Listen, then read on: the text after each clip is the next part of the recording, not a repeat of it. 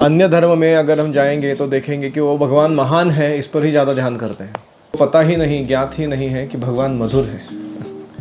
बहुत ही स्वीट व्यक्तित्व है उनका। देखो, दोनों ज़रूरी है, मधुरता और महानता हमारे भक्तिमय जीवन में भगवान की।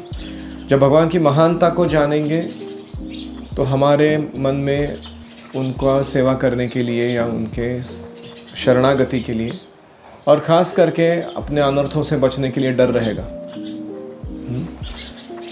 केवल स्वीटनेस जानते हैं कृष्ण का, महानता पर गौर नहीं करते हैं, तो हम सहजीय बन जाएंगे। जैसे प्रभुपाद जी एक बार चेन्नई गए थे और वहाँ एक दंपति कपल था, वो लड्डू गोपाल की आराधना करते थे। एक दिन उन्होंने लड्डू गोपाल को काले कपड़े पहनाए थे, पूरे काले, ब्लैक।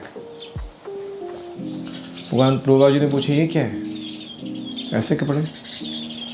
उन्होंने कहा कि इसका लड्डू गोपाल का एफलजेंस इतना है ना, तेज इतना बाहर आता है, हमसे सहन नहीं होता, इसलिए काले कपड़े पहनाए। फिर एक बार बोला प्रभुपाद जी को उन्होंने कि आप रासलीला सुनाइए। प्रभुपाद जी ने कहा कि रासलीला तो बहुत बड़ा टॉपिक है,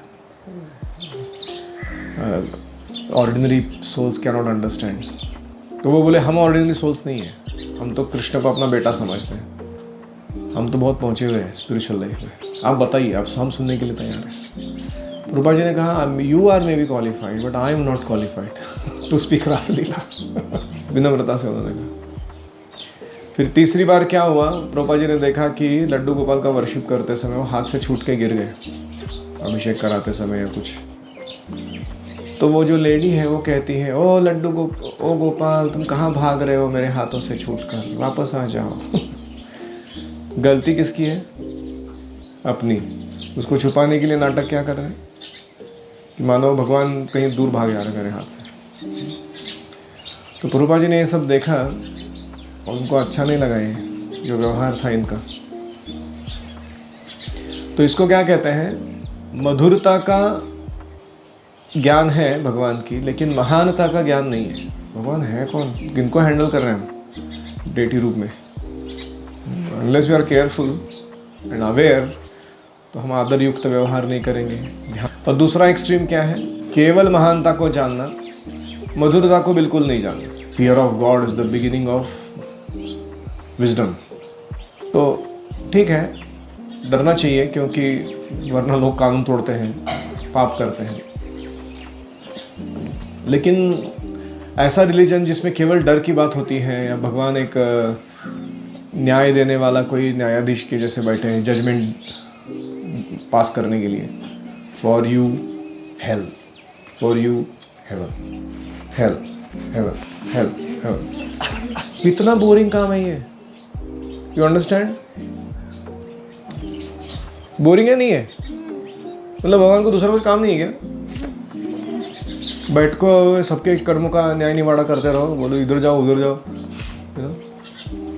तो ये कॉन्सेप्ट से एक तो भगवान के प्रति अनादर या घृणा उत्पन्न होती है कि मेरे को जज कर रहे हैं उसके लिए बैठे हुए।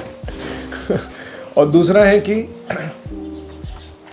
ऐसा रिलीजन किसी को भाता नहीं, उनको लगता है कि ये सब जब जोर जबरदस्ती के काम है ये सारे। तो इसलिए मधुरता को जानना भी महत्वपूर्ण है। इसलिए भागवतम क्या करते हैं? 9 कैंटोज में महानता को वर्णन करते हैं और 10th कैंटो में मधुरता को वर्णन करते हैं। देखा है आपने?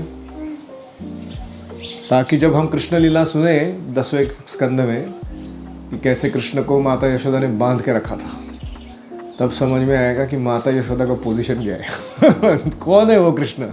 क्योंकि पहले सब सुन चुके हैं हम लोग, कारणोदक्षाय विष्णु, गर्भोदक्षाय विष्णु, क्षीरोदक्षाय विष्णु, विराट रूप भगवान का, फिर सारे ब्रह्मांडों का सृष्टि रचना कैसे करते हैं, भौतिक जगत कैसे निर्माण होता है, आध्यात्मिक जगत की सृष्टि क्या है, उसमें कौन कौन से लोग हैं, ये सब सुन चुके हैं। और ये सब कृष्ण से आता है। ये समझने में आने के बाद मैंने, बाप रे,